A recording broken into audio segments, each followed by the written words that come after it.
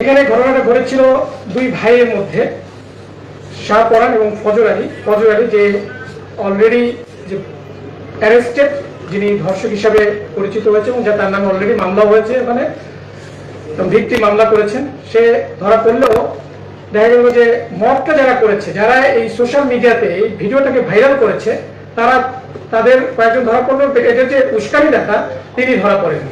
তো সেটা নিয়ে আমরা কাজ করি এবং সেখানে আমরা দেখতে পাই যে শাহপরান এবং ফজর আলী, আমাদের যে আসামি আজকের অ্যারেস্টেড, তার নাম শাহপরান, এবং যে ধর্ষক ছিল সে ফজর আলী, এরা দুই ভাই ছিল। এই দুই ভাই এই ভিকটিমকে বিভিন্ন সময় দীর্ঘদিন যাবত উত্তপ্ত করে আসছিল। সো উত্তপ্তর প্রেক্ষিতে দুই ভাইয়ের মধ্যে একটা দ্বন্দ্বেরও সৃষ্টি হয়। সে প্রেক্ষিতে বিগত 2 মাস পূর্বে তাদের মধ্যে একটা পারিবারিক বা গ্রাম্য পর্যায়ে একটা সালিশ হয়। সেই সালিশে এই ফজর আলী ছিল বড় ভাই এবং শাহপরান ছোট ভাই। এই দুজনের মধ্যে সালিশে শাহজাহান কর্তৃক শাহপরানকে হেনস্থা করা হয় এবং মারধরও করা হয়। সে প্রেক্ষিতেই শাহপরান তার এই বড় ভাইয়ের প্রতি একটা প্রতিশোধ নেওয়ার চিন্তা ভাবনা করে। তাদের টাকা আদায় করার জন্য মাঝে মাঝে তাদের বাসায় যেত। ঘটনার দিনও তেমনি এই টাকা আদায়ের সূত্র ধরেই তিনি ওই বাসায় গিয়েছিলেন রাতের বেলা, এবং এইটা শাহপরান জানতো যদি সে যাবে। সে প্রেক্ষিতে শাহপরান তার লোকজন সেট করে দেয় যে এরকম এই টাইমে যাবে, তোমরা যদি তাকে ধরতে চাও ধরতে পারো। এবং সে তার সেই প্ল্যান অনুযায়ী, পরিকল্পনা অনুযায়ী ওই দিন রাতে যখন ফজর আলী তার ওই ঘরের ভিতরে ভিকটিমের ঘরে প্রবেশ করে, তার কিছুক্ষণ পরেই এই শাহপরানের লোকজন ভিকটিমের ঘরে প্রবেশ করে এবং তাকে বিভৎস করে ভিডিও ধারণ করে সেটা পরবর্তীতে সোশ্যাল মিডিয়ায় ছড়িয়ে দেয়। পরবর্তীতে আমরা এটা জানতে পারি। জানার পর আমাদের একটা চৌকস অভিযানিক দল গতকাল এই শাহপরানের যে রহস্যটা সেটা আমরা জানার পর তাকে আমরা গতকাল অ্যারেস্ট করা হয়।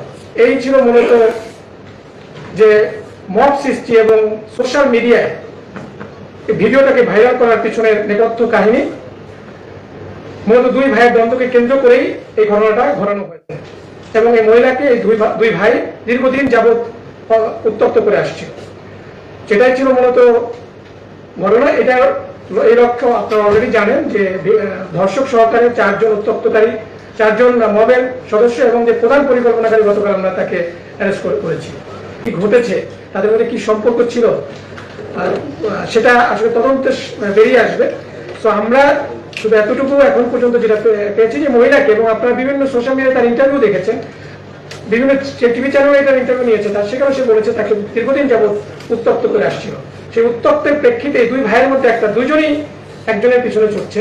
সেখান থেকেই মূলত তাদের মধ্যে একটা দ্বন্দ্বের সৃষ্টি হয়। সেখান থেকে একটা গ্রাম্য সালিশ হয়। সেই সালিশে ফজর আলী কর্তৃক শাহপরান হেনস্থার শিকার হয়।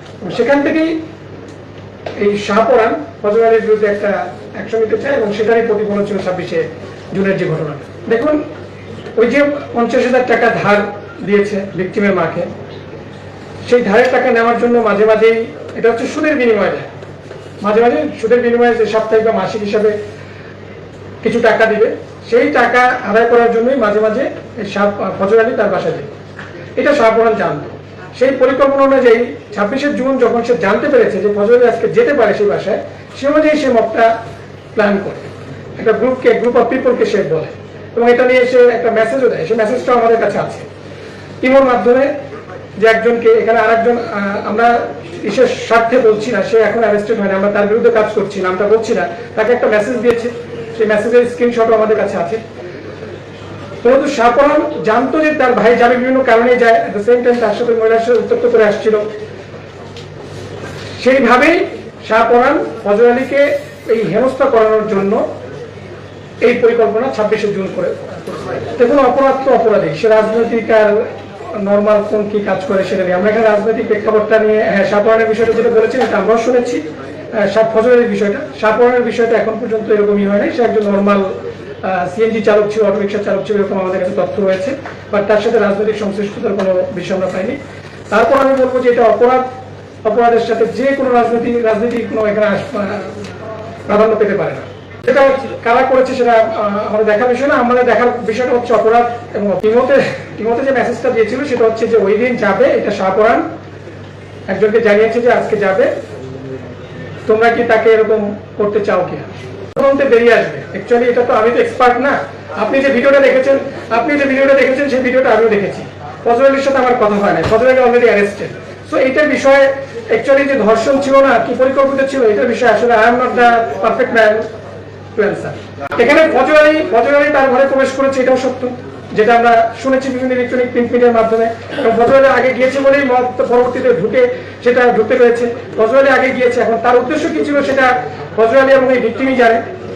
এবং মত গিয়েছে, পরবর্তীতে মত ধরেছে। আমরা পরবর্তীতে যেটা দেখেছি হতে পারে এটা কেস, যেভাবে করে একজন নারীকে কোনো একটা ভিডিও সোশ্যাল মিডিয়া বা সমাজে ছেড়ে দেওয়া, এটা তো কোনোভাবেই কাম্য হতে পারে না, গ্রহণযোগ্য হতে পারে। ইয়াং জেনারেশনকে তো আপনার করতে লাগে না।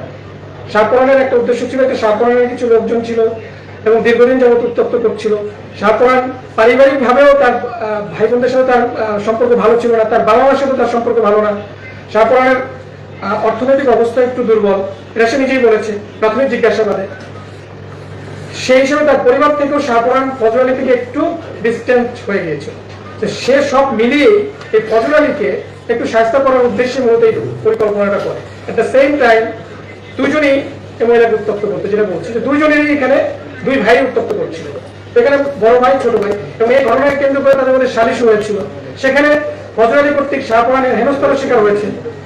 সেটা থেকেই এই প্রতিশোধটা নেওয়ার জন্যই, ফজল আলীকে শাস্তি করার জন্যই মূলত এই ঘটনাটা সে সাজিয়েছে। এটা তদন্তে বেরিয়ে আসবে, তদন্ত হোক। অলরেডি 4 জন অ্যারেস্টেড নিয়ে, এটা নিয়ে অলরেডি আপনারা জানেন যে গতকাল আদালত উঠানো হয়েছিল। এটা তো আমরা তদন্ত করছি না, আমরা আসামি যারা আমরা শাহপরানকে পেয়েছি, শাহপরানের কাছ থেকে যে তথ্যগুলো পেয়েছি সেটা আমরা বলছি।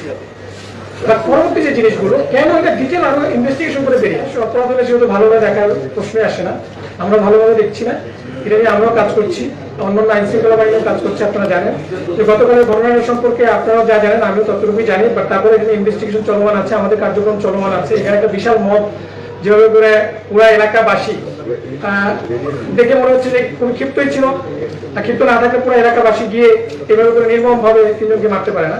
এবং তারাও যে যতটুকু জানতে পেরেছে তারা মাদক ব্যবসার সাথে রিলেটেড ছিল, সংশ্লিষ্ট ছিল। তো সে প্রেক্ষিতে ঘটনা ঘটেছে, এটা আমরা পরবর্তী দিনে আমরা কাজ করছি। আমাদের সাকসেস আসলে অবশ্যই আপনাদেরকে পরবর্তীতে ডিটেইলস জানানো হবে।